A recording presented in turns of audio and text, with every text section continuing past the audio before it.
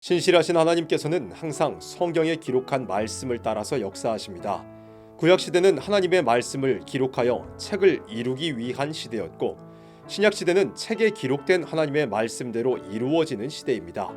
하나님의 완전한 책에는 세 가지가 포함되어 있습니다. 완전한 역사가 있고, 완전한 법이 있고, 완전한 예언이 있습니다. 구약시대의 역사와 법은 앞으로 될 일의 그림자와 예표로서 기록된 것이고, 그 역사와 법을 배경으로 앞으로 될 일에 대한 예언도 기록되었습니다. 이와 같이 기록된 여호와의 책에 대해서 인생의 사명이 있습니다. 첫 번째는 기록하는 사명이 있었습니다. 하나님의 비밀이 그 종 선지자들에게 전하신 복음과 같이 이루리라고 하셨습니다. 하나님께서는 선지자들에게 복음을 알게 하셨고, 선지자들은 그것을 받아 기록했습니다.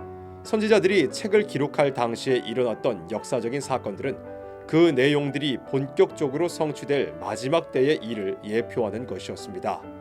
하나님께서는 선지자들을 책을 기록할 수 있는 위치와 상황에 두시면서 하나님께서 그런 상황에 어떻게 역사하시는 분이신지를 알게 하시는 동시에 앞으로 될 일도 예표하게 하신 것입니다.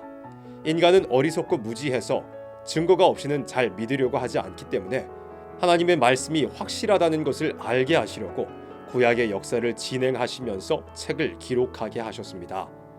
여호와의 책과 인생의 사명의 두 번째는 전하는 사명이었습니다. 지금까지 기독교는 하나님의 말씀을 세계에 전파하는 역할을 해왔습니다. 이사야 42장 6절 말씀대로 지난 2000여 년 동안 하나님의 종들이 이방의 빛이 되어 초림 예수님의 십자가와 부활의 복음을 땅끝까지 전파했고, 예수님의 복음과 함께 여호와의 책을 세계에 전달했습니다. 은혜시대의 종들은 초림의 예수님을 증거하기 위해서 성경 전체의 내용을 세계에 전파하면서 선지서의 말씀을 부분적으로만 인용했습니다. 모든 선지서의 말씀을 다룬 것이 아니라 예수님의 십자가와 부활을 증거하는 것에 중점을 두어서 그 한계를 넘어서지는 않았습니다. 여호와의 책과 인생의 사명의 세 번째는 읽고 듣고 지켜야 할 사명입니다. 지금은 선지서의 말씀을 자세히 읽고 듣고 지켜야 할 때입니다.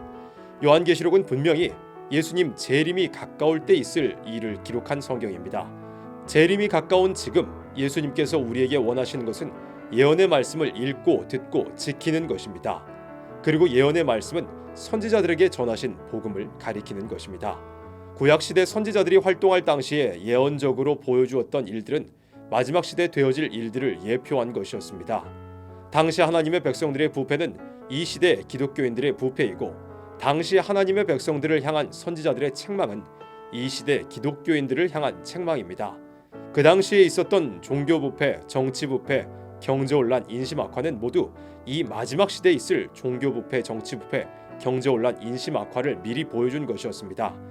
그 당시 하나님의 백성들이 부패하여 북방 세력 아수르와 바벨론에게 큰 재앙을 당한 것처럼 이 마지막 시대에도 부패한 세상과 교회가 북방 공산 세력에게 큰 재앙을 당할 것입니다.